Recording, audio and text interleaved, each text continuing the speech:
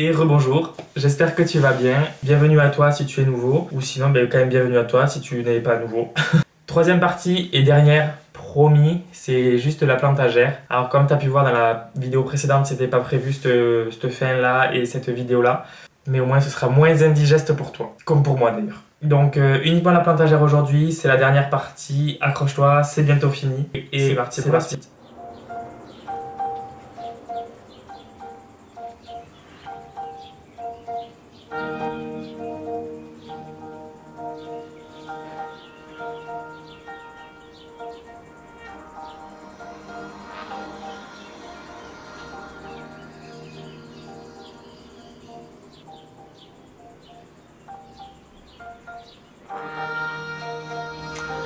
Alors, comme vous pouvez voir ici, c'est une de mes plus grandes fiertés.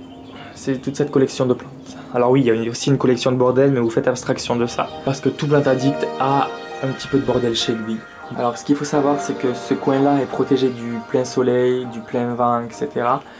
Du coup, les plantes en été aiment particulièrement ce coin-là. Il y a un petit peu de vent, comme vous pouvez voir, mais il y a ce qu'il faut pour éviter qu'il y ait trop de pertes, on va dire. Voilà, ce qui fait que en hiver, la plupart des plantes rentrent, mais il y en a quand même quelques-unes qui sont censées aller à l'intérieur, qui n'y vont pas. Déjà parce que j'ai pas de place à l'intérieur, mais aussi parce que du coup ici, c'est quand même une bonne situation pour les plantes en hiver. On va commencer par l'orchidée Phalaenopsis, la seule qui m'a fleuri cette année, avec un seul fleuron. Elle s'est pas trop fait chier, hein. Mais elle a quand même fleuri.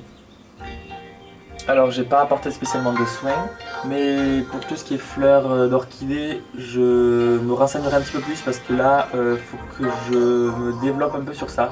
Parce que j'ai à la base une dizaine de livres sur les orchidées que je n'ai jamais lu vraiment. Mais j'aimerais quand même qu'elles fassent de belles fleurs. Mais il faut que je me perfectionne encore. Ici un chlorophytum tout vert, je vous l'ai présenté dans la deuxième vidéo. Il commence à me faire un petit peu les tiges là, vous pouvez voir. Là où j'aurai bientôt des rejets. Ici on a un petit pot de Tradescantia, alors laquelle c'est je ne sais pas. Chez ma grand-mère cette variété là a les feuilles plus larges, les tiges plus épaisses et elle pousse dans le goudron. Si dans le goudron. Donc je me dis que ça va, j'ai 3 pots comme ça, si j'en perds un c'est pas la mort. Hein. Ensuite là-bas on a un Scindapsus pictus argyreus. C'est un Scindapsus qui à la base avait juste ça de feuilles. Vous voyez, et quand je l'ai rempoté dans le substrat de Jungle Eden, au début du printemps, il m'a fait tout ça. Voilà, et il continue. Donc c'est une plante très simple d'entretien. Pour chez moi du moins, il apprécie pas mal d'être dehors, je vous avoue. Il touche même le plafond. Voilà, sans problème, dans le plus grand des calmes. Ici, un bégonia, le Little Miss Mummy. À un moment, il commence à perdre les feuilles qu'il y avait sur la tige que vous pouvez voir ici, voilà. Et au final ça va, il continue à m'en faire ici, donc c'est pas trop mal. Il pousse. Derrière le bégonia Olimor, je vais pas m'étaler sur les bégonias, je l'ai déjà fait dans la vidéo, dans la première vidéo. Et pareil pour elle, la phalangère orange, le Green Orange, Chlorophytum orchidastrum. Comme vous pouvez voir, les fleurs n'ont toujours pas séché. Attendez, je vais vous les montrer. Vous voyez ? Elles sont toujours pas séchées, donc je ne sais pas si les graines seront viables. C'est quand elle veut. On a ici une Tradescantia zebrina qui se fait plutôt pas mal. Elle n'est pas en plein soleil, donc elle peut faire toutes les feuilles qu'elle veut. Elle est bien. Faudrait peut-être que je la rempote d'ailleurs parce qu'elle est dans ce petit pot là. Et je pense qu'il doit être un peu plein de racines. Mais bon, on va pas me faire chier, hein. Elle est bien là. Voilà. On a ici un Peperomia caperata rosso que j'ai volé aussi en grande surface et il a failli pourrir 2-3 fois. Du coup je l'ai mis dans un pot, enfin dans un verre en fait, avec de la perlite, vous voyez, et il me fait des fleurs, et tout le temps. Là ça fait 2 mois qu'il n'arrête pas de me faire de fleurs, donc c'est qu'il doit vivre sa meilleure vie. J'en ai fait des boutures, ça racine très facilement dans l'eau, que ce soit des tiges ou des feuilles. Ici une Tradescantia albovitata il me semble, qui me fait de belles variegations, regardez. Et ça fait 2 mois qu'elle n'arrête pas de fleurir. Bon là elle est en train de défleurir, vous voyez. Très facile d'entretien pour chez moi du moins. Je l'ai rempotée au début du printemps, elle a adoré. Elle est dehors tout l'hiver. Et voilà, je la taille au début du printemps s'il y a besoin un peu de l'aider à refaire des ramifications. Puis elle n'arrête pas. Hein. Faudrait peut-être que je la nettoie parce qu'au milieu là je vois qu'il y a des feuilles sèches, etc. Mais ça c'est le développement normal. Hein. Ici on a un Epiphyllum oxypetalum qui vient d'une plante mère de chez ma grand-mère qu'elle a failli perdre. Qui fait des fleurs blanches la nuit. Elles sont très grosses les fleurs. Bon, elles s'ouvrent la nuit comme je viens de vous dire. Donc il faut rester éveillé pour le voir au moins une fois dans sa vie. Ah si il faut. Ça il faut le voir au moins une fois dans sa vie. C'est magnifique. Voilà. Bon, faut juste pas travailler de nuit quoi. Ici, on a une Ruellia britoniana qui m'a été envoyée avec la première commande des bégonias. C'est un petit arbuste avec des fleurs violettes, un peu comme des pétunias. Ça a raciné, j'imagine, dedans. Eh oui. Du coup, je l'ai taillé, j'ai essayé de la bouturer. Bon, ça n'a pas marché, mais elle m'a fait pas mal de ramifications, donc ça va. Faudra d'ailleurs que je la retaille pour lui donner un meilleur port que ça, parce que là, ça fait un petit peu vilain. Mais elle m'a pas fait beaucoup de fleurs, mais elle en a fait 2 l'an dernier. Donc je compte sur elle pour m'en faire un petit peu cette année. Bon, elle est dans un petit pot aussi, donc je vais pas la blâmer. Hein. Qu'est-ce qu'elle peut. Ici, les bégonias Little Brother Montgomery. Voilà, toujours aussi magnifique. Vraiment sublimissime. Et là, me dites pas que c'est une plante de vieux. Hein. Je me vexer sinon. Ici, on a un Aeschinanthus ou Aeschinanthus speciosus. Il me semble que c'est celui-là qui est en train de me faire des fleurs, comme vous pouvez voir. Les fleurs sont rouges, je vais vous montrer la photo des fleurs, elles sont magnifiques. Alors là, c'est un jeune sujet. Ma grand-mère, elle en avait un avec 8 ou 9 fleurs sur le pied. C'était magnifique, magnifique. Alors on dirait un peu une plante grasse, mais que nenni, ce n'en est pas. Les feuilles sont épaisses, oui, mais ce n'est pas une plante grasse. Enfin, je ne crois pas du moins. Je l'ai bouturé à partir de tiges, ça racine très facilement. Cette variété-là, du moins. En même temps, je n'ai que celle-là. Mais elle racine très facilement et elle fleurit du coup en été, vous pouvez le voir. J'ai trop hâte de voir la fleur finie parce qu'elle m'a fleuri depuis que je l'ai. Ça fait 2 ans, mais elle me faisait à chaque fois une fleur, alors que là, c'est vraiment le bouquet de fleurs. Ici, on a un petit épiphyllum. Il me semble que... Oui, c'est ça. Hein. Pas du tout. Ici, on a un Atiora, cactus de Pâques, qui depuis que je l'ai mis dans le substrat terre cactée avec de la perlite, m'a fait 6 articles, 1, 2, 3, 4, 5 et 6. Il n'avait pas fait de pouce depuis que je l'ai, il vit sa meilleure vie. Il n'est pas en plein soleil, il est dans une situation assez ombragée même il faut dire, mais il a l'air d'être content. Alors il n'est pas magnifique le pied je vous avoue, mais il est en train de repartir donc j'ai bon espoir. J'attends pas les fleurs pour cette année, hein. Je vais pas lui en demander trop non plus, tant qu'il me pousse ça va. Et ici on a un cactus de Noël, alors j'ai essayé de le maintenir. L'an dernier il flétrissait, il était pas beau. Il avait fait des fleurs mais juste après il flétrissait les articles, alors c'est qu'il n'avait pas les bons soins. Et une personne que vous connaissez sûrement qui s'appelle Sovan de la chaîne Jungle Eden m'a dit de le mettre en terreau cacté avec de la perlite et ça va beaucoup mieux. Alors il m'a pas refait de pouce, mais il a quand même bien redurci tout ce qui était flétri, à savoir tout ça. Voilà. Donc il faudra peut-être que je lui redonne un tout petit peu d'eau pour lui donner un petit peu plus de force, mais il a l'air de se plaire pas trop mal ici quand même. Ma phrase ne veut rien dire mais vous m'avez compris. Et ici, le petit Bégonia maculata Wicti. J'espère que cet hiver, il va pousser aussi à l'intérieur. Ah, parce que oui, il ira à l'intérieur, le pauvre. Un petit bébé, tu me fais des rejets, là. Il est mignon. Oh, ouais, il est mignon. Ici, le Bégonia metallica, que je vous ai présenté dans la première vidéo. Et voilà les fleurs qui commencent. Ici, ici, et là, et ici. Attendez, là. Alors très régulièrement, il me perd des feuilles. Je ne sais pourquoi. Tant pis, je veux dire, s'il me perd pas tout, ça va. Ensuite, du coup, le Bégonia lucerna que vous pouvez voir, il m'a fleuri cet hiver déjà. Et là, il recommence une floraison. Donc j'en suis ultra content. Pendant un moment, je me disais qu'il stagnait, qu'il voulait pas pousser, qu'il perdait les feuilles limite. Et en fait, ben déjà, j'avais vu que il avait fait des ramifications. Vous voyez, ici, celle-là. Il en avait fait une deuxième aussi plus bas. Bon, faut dire que cette partie-là, en bas, elle est dans l'ombre. C'est pas fameux, mais toujours est-il qu'il est en train de fleurir. Les feuilles sont gigantesques. Je suis choqué, mais c'est qu'il se plaît. Donc je suis heureux, surtout pour un bégonia. Ici, on a un clivia qui n'a pas poussé. Enfin, qui n'a pas fleuri, pardon, cette année. Je me souviens qu'il y a 2 ans, il était dehors, dans le recoin ici. Et il n'y avait pas encore la plantagère. Et il y a un soir, j'étais allé voir, parce que des fois, j'aime bien aller voir le soir s'il y a des soucis ou autre. C'était à la sortie de l'hiver. Et en fait, j'ai pris le pot et j'ai entendu un crack. Et j'ai senti un crack sous mon doigt. Je me suis dit, vas-y, qu'est-ce que j'ai pété encore? J'ai regardé, c'était un petit rejet. Il me semble que c'était celui-là. Il était tout petit encore, il sortait à peine de quelques millimètres. Et bien évidemment, c'est là où j'ai mis le doigt et que j'ai cassé la pousse. J'étais dégoûté et j'ai vu, même dans la nuit, que le cœur du pied mère, ici, était plus clair. Je me suis dit, tiens, c'est bizarre, qu'est-ce qui se passe? Je l'ai mis à la lumière et j'ai vu qu'en fait, il y avait des feuilles qui commençaient. Donc quand les jeunes feuilles apparaissent, elles sont plus claires. Et j'ai surtout vu qu'il y avait un renflement au milieu et c'était la fleur. Donc en fait, il m'a fleuri il y a 2 ans et pas depuis. Alors, il n'a pas forcément la bonne exposition aussi, le bon arrosage, etc. Mais au moins, il n'est pas mort. Il est plein de poussière aussi. Donc voilà pour le Clivia. Ici, on a un Beaucarnea que j'ai sauvé puisqu'il n'était pas en forme il y a 4 ans maintenant. Alors là, pareil, il n'a pas la bonne exposition, mais il végète.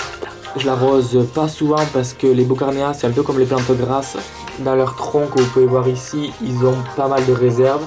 Donc il faut faire attention à pas arroser avec la main lourde, quoi. Ici, on a le Bégonia luxurians, donc il commence à perdre les tiges. Donc je l'ai taillé, on va voir ce que ça donne. Hein. Mais c'est pas fameux, vraiment c'est pas fameux. Si j'en rachète un, ça m'étonnerait pas. Ici, on a un Asparagus plumosus qui est en train de souffrir parce qu'il n'a pas assez de lumière, j'en suis totalement conscient.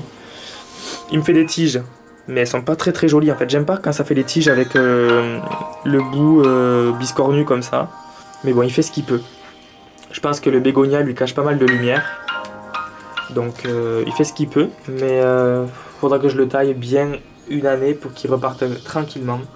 Il faut dire aussi qu'à un moment je ne l'arrosais pas suffisamment, à un moment il a perdu pas mal de fronde, du coup c'est une plante qui aime énormément l'eau, donc il faut l'arroser régulièrement. Petit conseil si vous en avez. Le bégonia, je ne prononcerai pas le nom parce que je l'ai très mal prononcé la première fois. Ici le bégonia dont je ne prononcerai plus jamais le nom puisque je l'ai très mal prononcé la première fois. Mais vous pouvez voir qu'il me fait des feuilles magnifiques. Ah, il y avait quelque chose dessus. Magnifique. Vachement coloré, il est sublime. Cette année, il explose depuis que je l'ai mis sur la plantagère. Il vit sa meilleure vie, je suis trop fan. Le chlorophytum, voilà, je vous le présente plus. Derrière, on a un petit palmier qui vient de chez ma mère, qui a fleuri cet hiver. Il a fleuri cet hiver, d'ailleurs la fleur, elle est assez spéciale. Je vous le mettrai en photo, mais vraiment, je m'y attendais pas du tout. Alors il n'y a pas eu l'étape des graines, etc. parce que je pense que je ne l'ai pas assez entretenu. Il a des feuilles atrophiées comme vous pouvez voir ici. Voilà. Mais il pousse timidement. Je pense qu'il manque de lumière. Mais en même temps j'ai pas trop de place, alors il doit se débrouiller le pauvre. Ici on a une Calesia fragrans. Alors c'est une plante affiliée au misère. Elle a plusieurs noms. Je crois qu'il y a Tradescantia gigantea, quelque chose comme ça, ou Calesia fragrans. Donc voilà, là je peux pas la sortir parce que sinon il faut que je sorte le bégonia, je risque d'en faire tomber 1 ou 2 de plantes. C'est une plante avec des tiges assez épaisses, des feuilles charnues quand même, bien luisantes, qui fait des tiges normalement un peu, enfin des stolons comme les chlorophytum, avec bien évidemment les tiges plus épaisses, avec des bébés au bout. Alors là, vu qu'elle est assez jeune et mal entretenue, elle n'en fait pas. Mais si je l'entretenais plus, elle en ferait, c'est sûr. Après, j'ai pas forcément envie parce qu'elle peut devenir assez grosse. Et si elle devient grosse, ça veut dire que je vais avoir moins de place. Et ce n'est pas le but, vous vous en doutez. Ici, on a... Alors, ce nom, c'est Perilia fructescens. Persil chinois, je crois, quelque chose comme ça. C'est une plante très colorée. La tige, la même famille que les coléus. La tige est violette, le revers est violet. Le devant est vert et jaunâtre. Très joli. Voilà. Et là, on a le bégonia Irenaeus qui me fait une feuille ici et qui me développe celle-là. De toute façon, celle-là, elle va tomber bientôt. Je suis dégoûté. Ici, donc la même misère qui pousse dans le goudron que celle-là, là. Voilà. Et ici, une autre misère avec les feuilles plus grandes, les tiges un petit peu plus épaisses et qui est encore en train de fleurir. Pareil, elles ont fleuri à la même époque, celle-là et la verte et blanche. Elle n'arrête pas. Elle n'arrête pas. À la base, j'avais refait le pot avec des boutures qui ne dépassaient pas le pot, justement. Et bien voilà, elle retombe déjà. Donc c'est une plante très facile d'entretien, à une croissance très rapide. C'est très satisfaisant à voir. En dessous, on a un petit lierre variegata. Et ici, on a un autre Beaucarnea, plus petit celui-là. pareil, il se développe pas vite puisqu'il manque de lumière, il n'a pas les soins adéquats. J'en suis conscient. Et là, on a un lierre qui était dans les jardinières de Fusain à la base, qui a failli mourir. Mais en fait, il était énorme à la base, il avait rempli carrément une jardinière presque. Et puis d'un coup, il s'est mis à sécher des branches et des branches et des branches. Et du coup, j'en ai eu marre. Et c'était l'occasion de le mettre en pot et de le soigner un petit peu quand on a tout enlevé. Et il repart bien. Alors lui, il n'est pas au soleil direct, heureusement, parce qu'il n'aime pas. Je pense que ça aussi, il n'a pas kiffé. Mais le rempotage, il l'a adoré. Ici, le bégonia Canto de Miribel.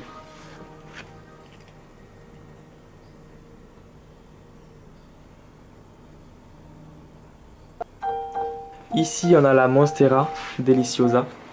Elle m'a fait cette feuille là cette année pour le moment. J'espère qu'elle va en faire une deuxième. Ça ne saurait tarder, j'espère. Elle m'a fait fille. Elle a eu une attaque d'acarium ou de trips. Je sais jamais les différencier. Je devrais, mais j'y arrive pas. Elle m'a fait bien peur parce qu'en fait, elle a été envahie. J'ai dû la doucher 3-4 fois cet été, pardon. J'ai dû la doucher 3-4 fois.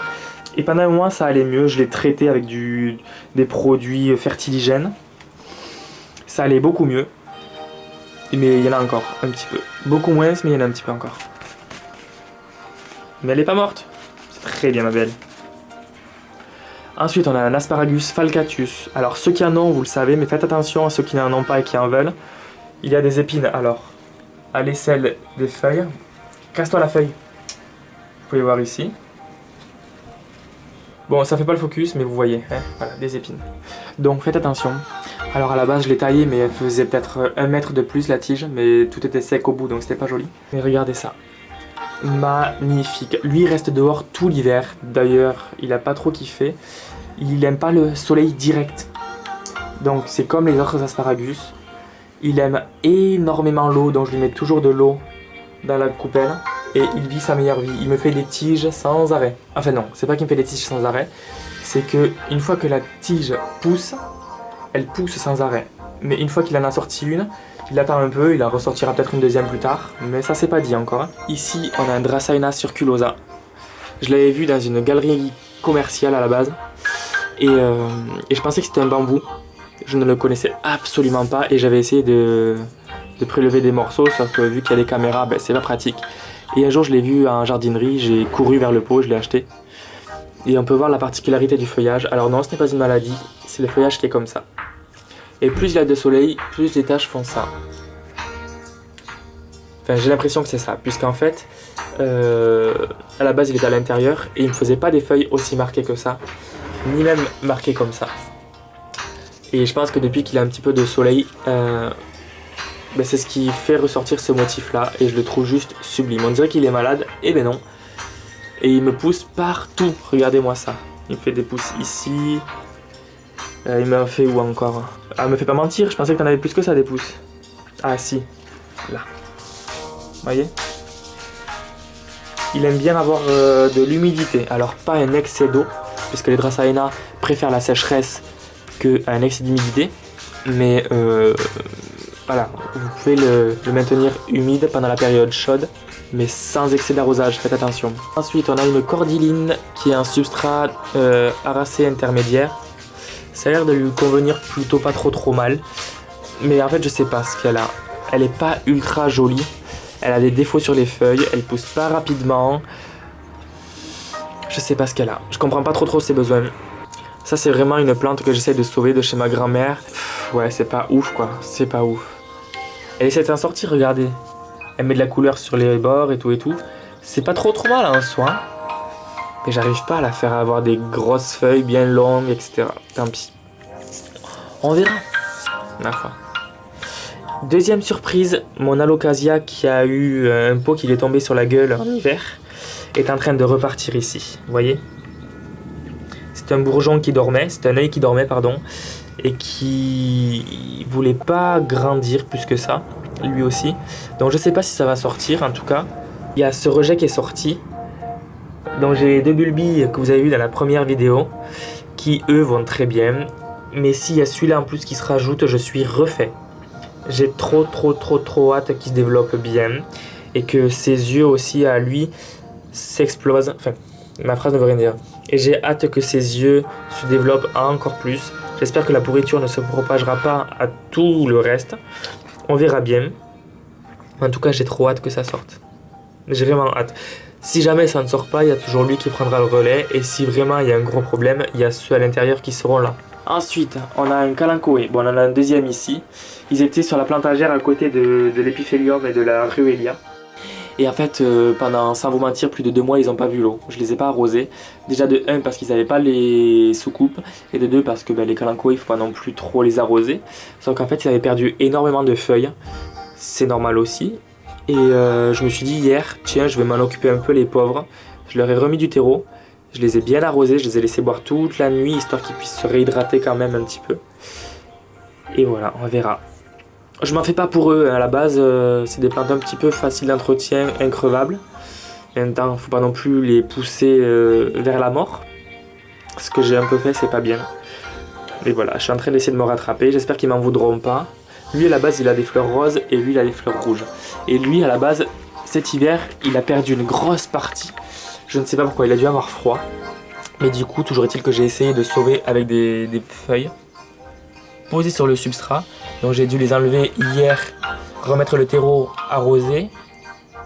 Et certaines feuilles ont raciné. Ouais, vous voyez. Bon, pourquoi moi ça fait pas le focus comme les influenceurs, là, je comprends pas. Ah, voilà. Voilà.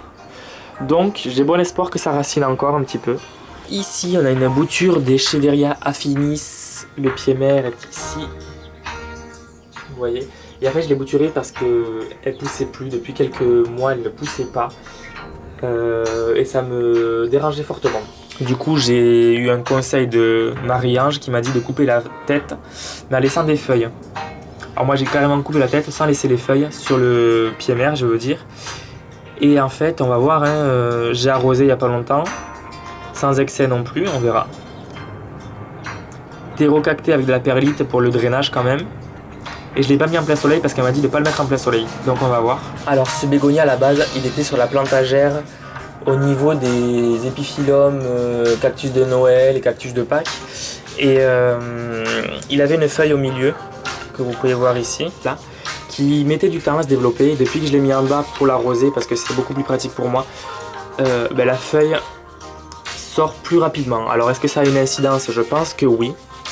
Mais faudra qu'il y retourne parce que là il me gêne un petit peu en bas. Mais le feuillage est juste sublime. C'est le bégonia platanifolia. Et j'ai hâte qu'il devienne un très gros. Je le trouve juste sublimissime de feuillage. Ici c'est le Sophie Cécile qui est toujours très timide à pousser à la maison.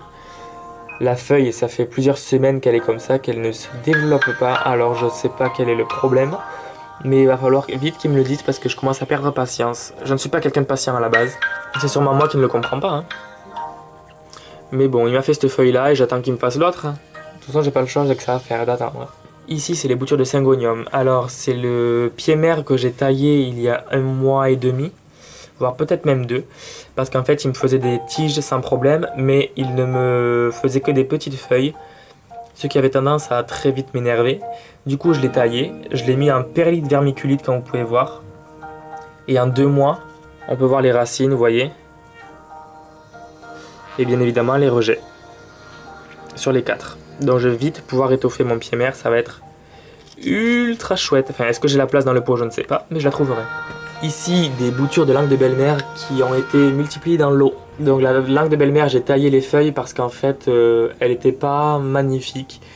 Et en fait, je voulais étoffer le pied mère qui est mort maintenant parce qu'en fait, cet hiver, je l'ai laissé dehors et je n'avais pas envie de m'occuper de ça et il est mort. Et en fait, j'ai mis les boutures dans l'eau pendant plus d'1 an. Elles ont bien raciné. Elles ont fait certaines des rejets que vous pouvez voir ici. Et en fait, elles ont stagné pendant un bon moment. Mais au final, je vois que ça y est, ça redémarre un petit peu. Donc je suis content. Je vais la laisser là pendant plusieurs années, je pense, dans ce substrat avec de la perlite et terreau-cacté. Et on verra. J'ai hâte quand même que ça se développe un peu plus vite, hein, parce que là c'est un peu long quand même. Et ici le bégonia astrida. Alors il commence à me perdre cette feuille ici, là. J'espère que cette tige-là ne va pas mourir. Mais il y a celle-là qui est là et qui a l'air mignonne, qui a l'air de vouloir pousser aussi. Donc je l'ai sortie pareil pour l'arroser. En fait j'ai l'impression que dehors ils sont timides les bégonias, pour chez moi. Peut-être que l'an prochain, ils resteront à l'intérieur. Tant pis, on verra. Et du coup, le pied mère ici, vous pouvez voir qu'il y a des feuilles qui sont étalées sur le bord du pot pour tout simplement essayer de l'étoffer elle aussi. On verra si ça racine, si ça prend facilement ou pas. C'est un test. Voilà, j'ai envie d'avoir un Echeveria plus fourni, donc on verra. Ici, on a un peu le bordel, hein, mais c'est pas grave. Et là, on a un Brugmansia. Alors la fleur, je ne sais pas de quelle couleur elle est sûrement jaune. Mais en fait, c'est une plante qui n'arrête pas d'avoir des pucerons tout le temps. Et ça m'énerve. L'an dernier aussi, elle en a eu, ça m'a saoulé, je l'ai taillé. Mais cette année, pareil, hein, elle me refait des productions de pucerons. Je crois qu'elle n'a pas compris le bail. Donc je la traite tous les 3-4 jours. Ça a l'air d'aller mieux. Mais il y en a encore, vous voyez. Putain. Ça m'énerve. Je vous jure, ça m'énerve. J'arrive pas à m'en défaire de cette merde. Et j'ai hâte que ça devienne un arbuste bien fourni, bien joli, avec des belles fleurs. On verra si j'arrive à avoir la patience de le garder jusque là. Si je ne l'ai pas foutu au feu avant, mais je pense pas. On verra. Je vous mets les photos des fleurs. Et la dernière, le Spathiphyllum fleur de lune. Alors, je l'ai acheté, elle était en fleurs, elle était magnifique, comme à chaque fois en jardinerie. Je l'ai rempoté peut-être trop rapidement dans un pot qui était peut-être trop gros pour lui, donc il s'est concentré à faire des feuilles et des racines, ce qui est normal. Et en fait, au bout d'un moment, je me suis dit, ouais, il est un peu relou, il fleurit pas. Alors non, croyez pas qu'il est en train de fleurir là, hein, que je dis tout ça pour ça. Mais en fait, on m'a dit qu'il est mélo de pluie. Alors du coup, s'il est mélo de pluie, je me suis dit, je vais le foutre dehors. Sauf qu'il y a eu la tempête. Alors il a eu la pluie, hein. Il a eu le vent avec. Il a pas trop aimé, vous pouvez voir la feuille là-bas, hein. Toute dégueu. Faudra que je l'enlève d'ailleurs. Mais ça a pas l'air de trop le déranger, puisqu'en fait, il a continué à me faire des feuilles. Vous pouvez voir au milieu ici. Ça va. Et en fait, on m'a dit aussi qu'il aimait l'engrais, et qu'il avait besoin d'engrais. Donc j'ai acheté de l'engrais. J'ai acheté celui-là. Voilà, apparemment il faut l'utiliser une fois par mois. Donc je l'ai arrosé le 12 juillet. Attendez, c'est marqué. Ouais, voilà. Fertiliser une fois par mois. Ah merde, de décembre à janvier, j'avais pas vu. 1 à 2 fois par semaine. Oh putain, faut que je l'arrose. Bon, ben je vais l'arroser de suite et je le laisse là devant. Et donc j'espère pouvoir le stimuler à me faire des fleurs. Là, j'espère que pendant 4-5 ans, il va pas arrêter de fleurir, hein, parce que je vous jure que j'en ai un petit peu marre. Il me fait de belles feuilles, alors je me dis, c'est qu'il est en bonne voie. Voilà pour mon plan de tour.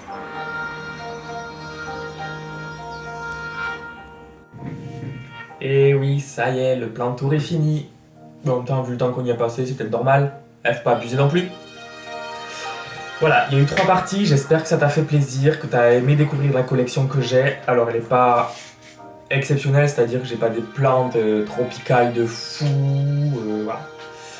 Mais voilà, c'est ma petite collection que j'aime, dont j'essaie de prendre soin. C'est assez compliqué, je pense que toi, en tant que plante addict, si tu en es un, tu sais qu'il y a des périodes où ça va plus ou moins bien. En même temps, avec le temps qu'on a en ce moment, c'est pas la folie. On fait comme on peut. On fait comme on peut. Donc voilà, j'espère que ça t'a fait plaisir, que tu as pu découvrir de jolies plantes. La prochaine vidéo, ce sera une mini-série pour les nuls, pour les plantes. Pour les débutants, voilà, j'ai pas envie d'insulter qui que ce soit. Voilà, c'est pour vraiment aider les gens qui doutent à leur capacité ou qui ne connaissent pas encore leur capacité pour entretenir des plantes. Donc voilà, je vais essayer de vous aider au maximum. Je vous dis à la semaine prochaine pour la mini-série. En attendant, portez-vous bien, passez de bonnes journées, restez à l'affût pour la prochaine vidéo et salut!